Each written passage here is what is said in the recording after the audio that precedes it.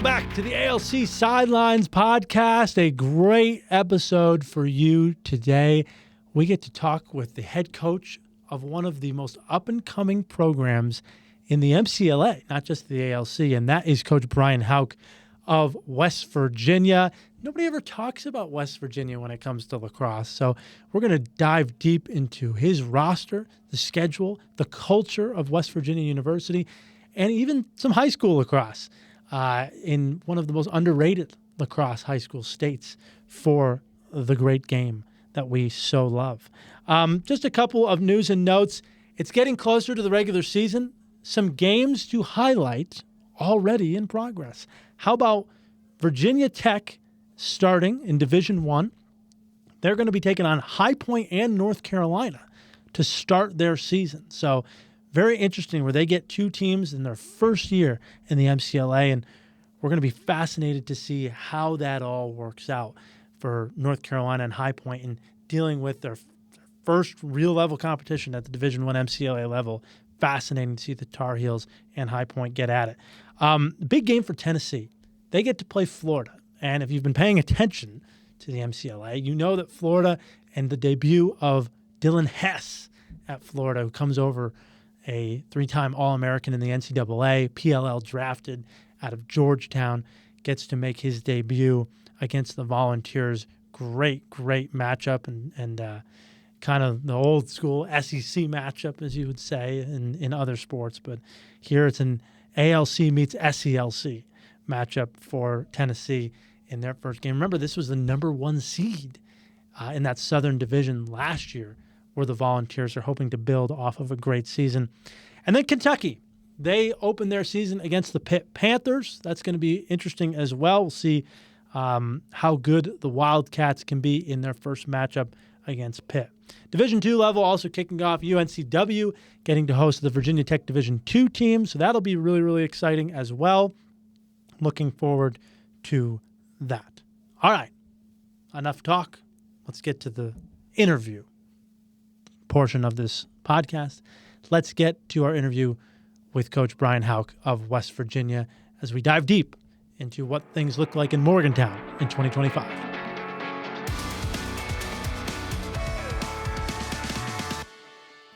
All right, we're pleased to be joined by the head coach of the West Virginia Mountaineers. That is head coach Brian Houk, who joins us now on the ALC Sidelines Podcast. Coach Houk, how you doing? It's good to see you. I haven't seen you in a while since we were in Lynchburg at that ALC tournament last year, and I'm sure you're hoping to build off of that for 2025. Yes, sir. Well, Dan, thanks so much for having me. I appreciate the chance to be on here, and I really love what you guys are doing with this ALC Sidelines Podcast. It's great to shine a light on a lot of different teams, on what we feel is the best conference in the MCLA, and I'm just pumped to get a chance to talk about our guys. Awesome, Coach. Well, let's dive right into it. I mean, we talked about in the pre-show a little bit about how you guys have always been seen as a team that's on the rise, that could be really good. You have, obviously, as you yourself are a really committed coach to this program and have built it the right way, but never seemed to bust through the barrier of, hey, we can get to a conference tournament semifinal game. And last year, it happened. And you made it all the way to Lynchburg. You took on Tennessee, really physical game where you came up short. Had them on the ropes in the first half, too, which was super impressive. We were like, whoa, what's going on here? West Virginia's about to pull some strings and surprise some people. What has the momentum felt like for you from that year carrying over to the fall this year? Yeah, well, last year was great that, we put together another winning season. We had our wins, we had our losses, but we put it together in that first round of the playoffs and finally got that weight lifted off of our shoulders that, hey, we're here. We can beat a ranked team. We can win a playoff game. We belong in the Final Four. We belong in Lynchburg. And it was really powerful to see all that. I think belief is fostered when, you see the results, the goals that you talk about actually happen.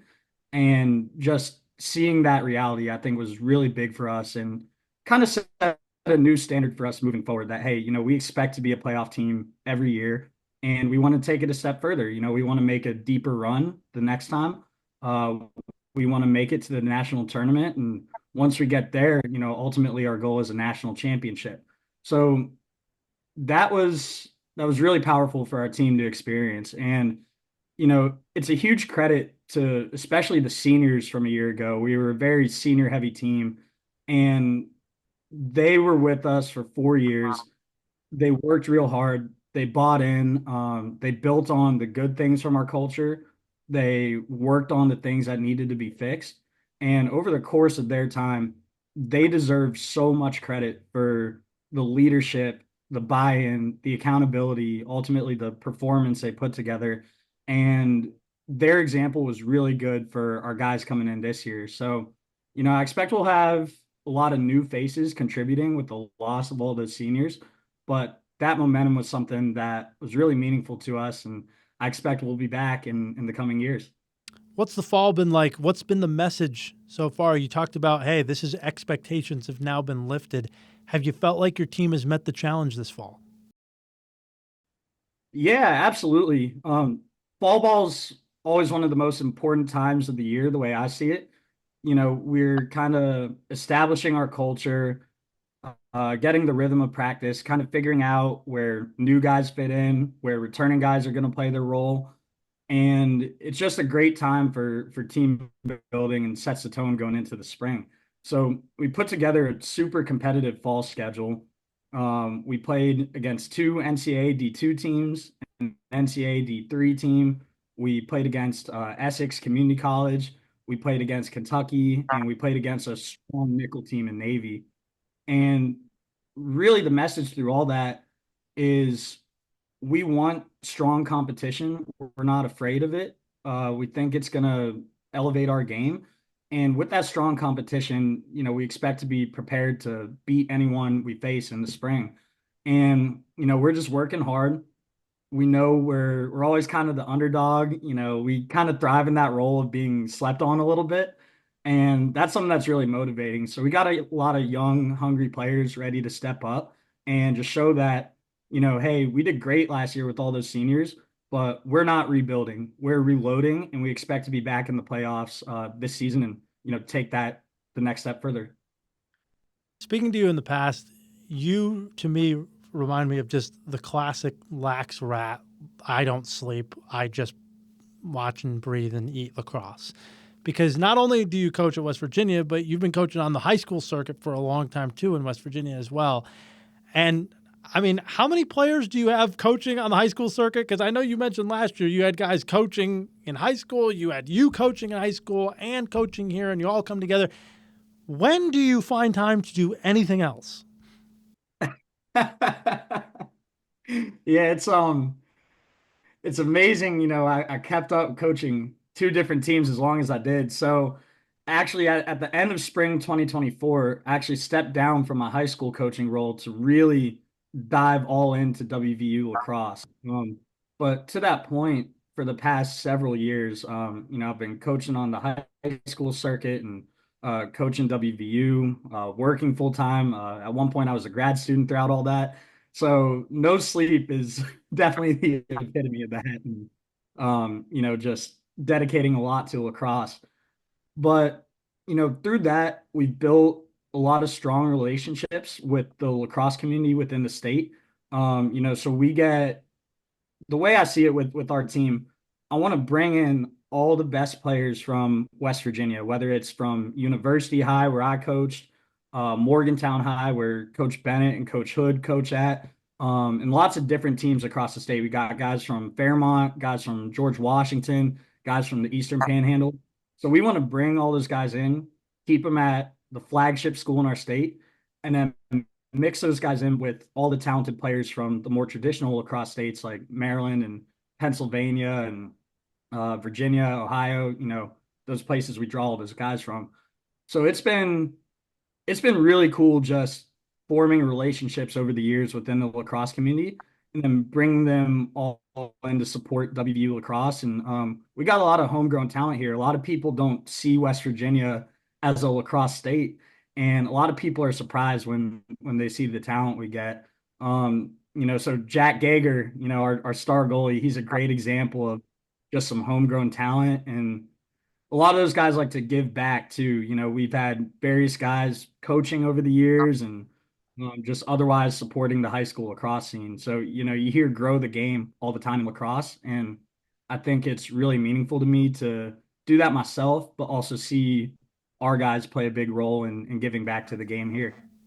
Where else are you going to hear about West Virginia high school lacrosse but right here on the ALC Sidelines podcast? I feel like we just did a deep dive into the state that no one ever gets to talk to about this sport. So this is awesome to hear about the high schools in there and the scene. And it's really cool to see, you don't typically see college kids that are playing.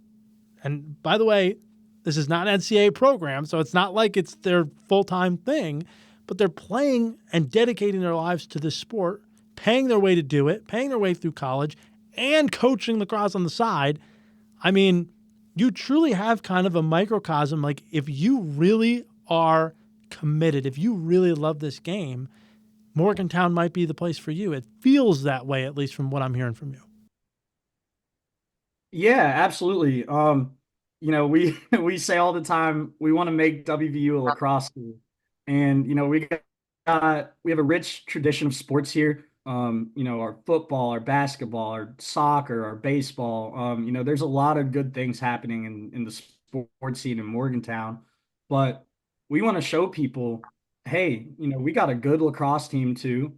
We got a lot of players from West Virginia who wear that flying WV proudly, and we're working hard to make our community proud. So, one thing we talk about within our team culture is playing with a purpose and just really understanding what we represent with our state.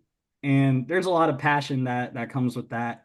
So, we're just proud to wear flying WV and, play the best lacrosse that we can. And we want to make our community really proud. It's unbelievable. It really is. You always defer, though. You never try to take the credit, it feels like. You're always talking about your coaches whenever we get a chance to talk. What's that staff like, especially, you have a group of coaches that, yeah, you've got some youth, but you've also got a bunch of experience, too, on that side, and people that have helped you throughout the years. So talk about those coaches and what they bring to the table to help you do your job better.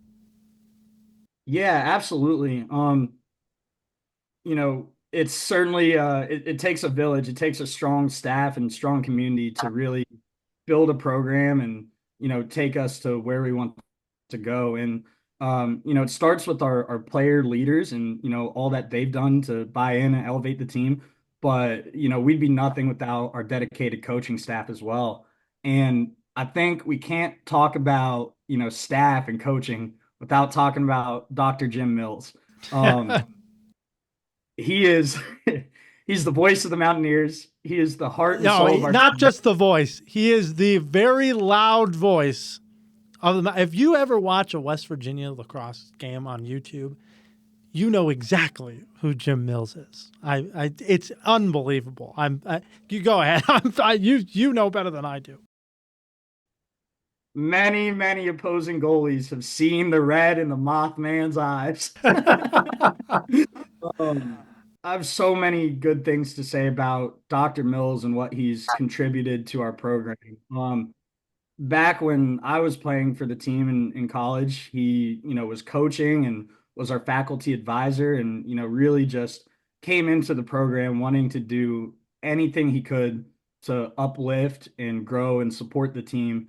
And he's stood true to that over the past, 10 plus years that he's been involved with us. Not only is he the voice of the Mountaineers, he helps with our scheduling, our budgeting, just building relationships with our alumni and with our administration. He's coached throughout our time. And, to summarize him in kind of two sentences, the first thing that he ever, tells a team any given year and that he told me is that he loves West Virginia University and he loves lacrosse. And, that summarizes him very well. And as far as his commitment to the team goes, we joke about the 10,000 times three that he's put in. He's probably put in 10,000 hours, about $10,000, and 10,000 miles of driving over the course of our time. And, that might even be undershooting it. So without him, we wouldn't have had the rise and the success we've had over the recent years. But you know, our coaches are great too, and I think my favorite thing about our coaching staff is that every single one of us is a WVU alumni, and with that, there's just an inherent passion that each of us brings to the table. So I'll start with Coach Marcotte. He's our defensive coordinator, entering his fourth year with us. He was a teammate of mine back in the day, and he our defense just absolutely loves playing for this guy. He's really smart, like schematically. I think back to our big upset win over JMU. He had a big part in that game planning and that scouting and just getting our defense ready. And he's someone that the players really respect and play hard for. And it's been great just watching him develop as a coach over the past few years. Coach Bennett is my guy too.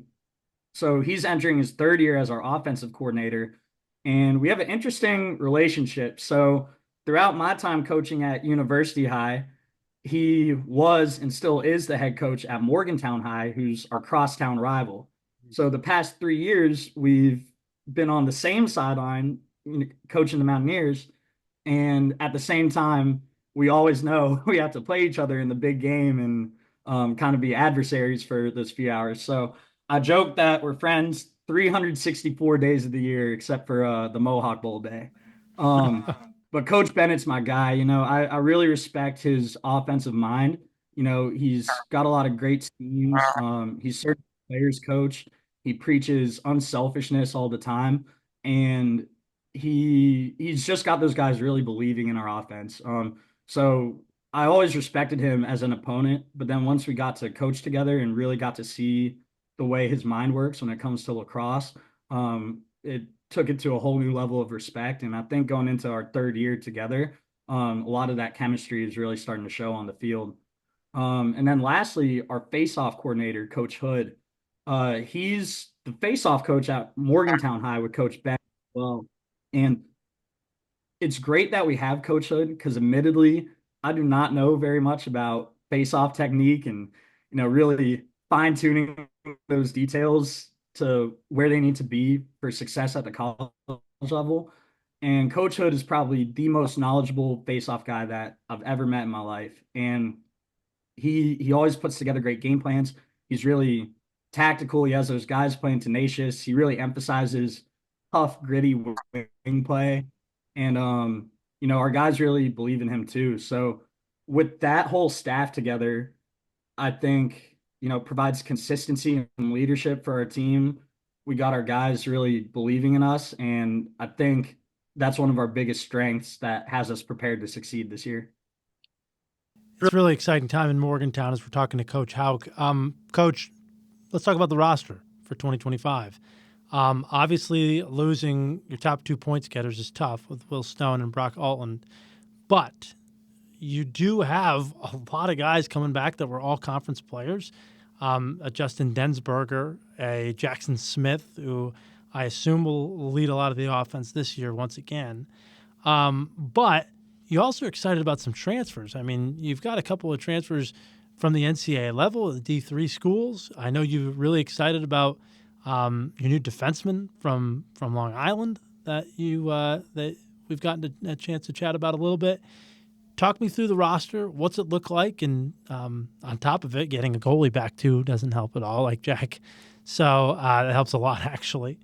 But talk about the roster for 2025 and what it might look like with new and old faces. Yeah, absolutely. And I'm so glad you mentioned our goalie. That's where I wanted to start. And that man is our QB1 and just the heart and soul of our defense. And that's Jack Gager. And he's made a lot of headlines over the past few years, really. And he this year was named our team's vice president. This in the past couple of weeks, he was named one of our team captains. And Jack is, without him, there's a lot of games that we wouldn't have business being in. And I like to say that, the difference in a lot of our wins as opposed to losses is that we have Jack Gager and they don't. He makes a huge difference for us. So he makes a lot of crazy saves. He's loud, he's energetic. And I think my favorite thing about this guy is just the positive attitude and mindset that he brings to the practice field and to game day every single time.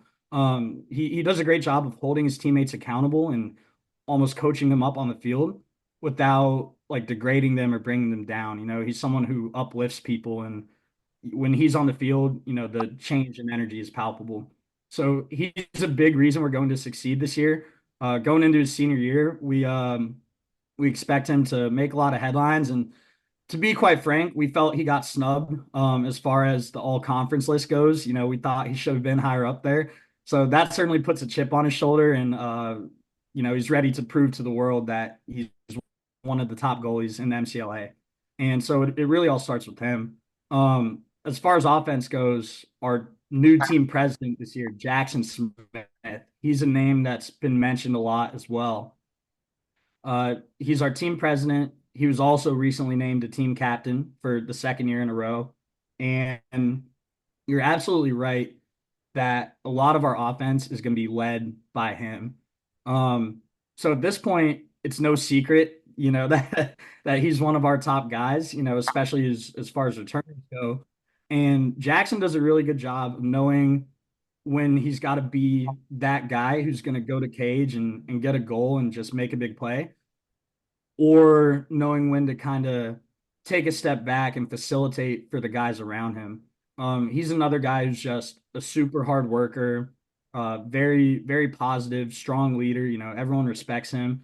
And, with him, our team and our offense is just so much better. Along with those seniors, he's been a big part of our offensive success the past few years.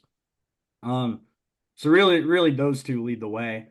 But as far as some other guys I want to point out, defense, we're going to have some new faces. We graduated 4 starters when you think of our close 3 and our LSMs from last year.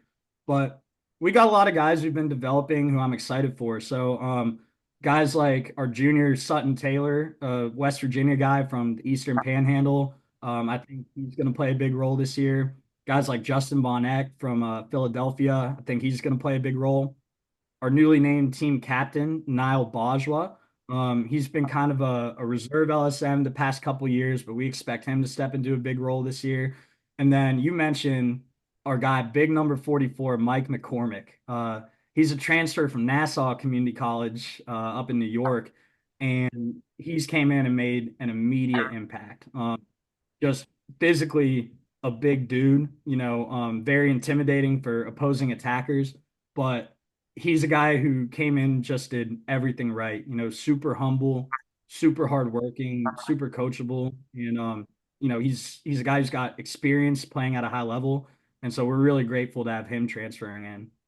And then to kind of wrap up our defense there, I want to talk a little bit about the heart and soul of our defense, and that's our guts. I think you and I discussed this a little bit back in Lynchburg, but basically in our team, there's a lot of places where people see playing defensive midfield as kind of like a slight to them. Maybe they're not skilled enough to play O mid or, whatever it may be. And our players kind of took that and flipped it on its side. We make it cool and just desirable to be a D mid. And that phrase guts kind of embodies what it means to be a great defensive midfielder. It's not the most highest praised or highest recognized job from the outside eye. It takes a lot of gritty, plays that don't always show up on the stat sheet, but our guts, man, they take so much pride in playing defensive midfield. And so it starts with guys like you mentioned, Justin Densberger, former Marine. And, he's a fantastic leader, tough as nails, a guy who takes a lot of our face-offs too. And he leads a lot of that gut culture and takes pride in that crew. And Ben Chadwick is another guy I'm really excited about with our guts also. He's a true two-way threat, makes a lot of ridiculous athletic plays, and just knocks people around all over the field. So excited for those guys. And to kind of mention some guys on offense, you mentioned losing our top two point scorers, Stone and Altland. And I think the world of those guys, they're really difficult to replace. I mean, you saw them, they are just dynamic lacrosse players and, really a joy to coach. And they put a lot of balls in the back of the net for us, over the past few years. But I'm excited for, our guys that we have coming back and kind of stepping into bigger roles. So starting with our attackmen, we got our junior number 3, Tyler Randalls. He was also just named a team captain. He played a big role in our offense a year ago, and we expect him to step up and kind of take a big share of that scoring. Kevin Mullaney is another guy I'm really excited about. He ended up working his way into the starting rotation as a freshman a year ago. Started about half our games at X Attack. And he's just a fantastic, smart X attackman. Really our QB1, has great vision and, can score the ball and also dish it out to his teammates. Guy from Good Counsel High School in Olney, Maryland, kind of my neck of the woods. And, coming from there, he's seen a lot of high level lacrosse. And then Jake Brandenburg is another guy we expect to play a big role at attack. He's kind of a midfielder last year, but fills in that Altwind-esque role, kind of, just a cannon of a shot and really good, powerful dodger. And, we expect a lot of good things from him. And then to just rapid fire go through some of our midfielders I'm really excited for. August Flynn has been a big playmaker over the past few years. Graham Miller out of Frederick, Maryland, and then Will Letters and Dom Stingo. Dom's out of Fairmont, West Virginia. Another homegrown West Virginia guy. Just a whole bunch of guys I'm excited for. So we're still kind of figuring out everyone's role. Fall ball played a big part in that process. But despite all these guys we lost, as you can see, I'm really excited about the talent we have coming back and, seeing what they can do with their expectations and their roles increased. All I got from that whole situation and you running through that was no guts, no glory. That's the whole thing I was thinking about, is like, that is just such a classic kind of motif of West Virginia as a whole, as a university, and then as a lacrosse team, which is great. Coach, we're running out of time, so we'll wrap this up here, but we did want to look at the 2025 schedule. We know you always have a tough conference schedule playing in the North. It's difficult, but what is some of your other games outside of the conference looking like? What's that schedule looking like for you? Yeah, to hit on that point, I love playing and competing in the ALC. I really believe it's the best conference in the MCLA, and every year we're getting better. Teams are getting stronger, and just top to bottom, there are no easy games. So I think it's going to be another bloodbath in the North, and I'm just super excited for that. Um, but as far as our full schedule goes, we always like to play a tough, ambitious out of conference schedule. And we talked about kicking that door down, smashing that barrier. Jack Coyne phrased it very well when he talked about us going into our Florida swing last year, that one of these days West Virginia is going to smash the door down and break into that top tier of the MCLA. And that's kind of the approach we take to our out of conference scheduling. We want to play a lot of really strong teams. And especially early in the season, it's a pretty easy sell to take a trip down south, or a couple trips where it's a little warmer weather. So some big teams circled on our calendar I'm excited for. We start out the year with a swing to Atlanta to play Florida State and Georgia Tech. Obviously, two very strong, very respected squads in this league. A couple weeks after that, we head down to Alabama to play South Florida and Auburn. Again, another group of strong, respected squads that I'm excited to play against. And we also got Dayton, who's obviously been a powerhouse in MCLA D2. We're real excited to have them in Morgantown. and Buffalo to kind of wrap up that out of conference schedule. The record wasn't great last year, but it took us to the last minute a year ago to come out with the win, and I think they're a team that's far better than their record indicates. So I'm excited to see what they bring to the table this year too. It's a strong one, definitely. You get the SELC champs. You get a Florida State team that maybe felt like they should have been in Texas last year. It's going to be fascinating. Auburn's a really good team down there as well. I know, though, that you got one game circled on that schedule. Where and when is Pitt on the schedule? You've been paying attention, man. Yeah. That's the one we want to know. Well, I'm glad you asked. The backyard brawl, man, nothing beats playing the backyard brawl. And, in West Virginia sports, that's always a huge game, no matter what sport it is, no matter who's in what conference, no matter what time of year. Nothing gets you fired up like the backyard brawl. And last year, it certainly brought, everything you could want out of a rivalry game. Came down to the last minute. Just lots of emotion and energy and back and forth. And I'm sure glad we came out on the right side of that. But traditionally we play the backyard brawl in our last regular season game of the spring. So same's true this year. We host them on April 14th, 16th, something like that, mid-April. And it's going to be electric. Now that Pitt's in the ALC North, not only is it a rivalry game, but there's playoff implications. We know we're going to see them every year, and there's definitely no love lost when when we play those guys. When there's trash talk going back and forth, and it's great. I want to see both of our programs do well. I think it's an even better game when we're both competing for playoff spots, when we both got winning records. And, I expect Pitt's going to be pretty good this year. And, they'll definitely be hungry to come out and play us hard and beat us. But I'm so confident in our guys. We got that game circled on our calendar. And, I expect to make it a third win in a row in the backyard brawl. Of course you do. I mean, that's the most underrated rivalry in college sports. I mean, it's ridiculous. It's one of the best, and every year it's just so fun. Coach, we really appreciate it. We always know that wherever you guys do end up going, I know you guys know that country roads will take you home.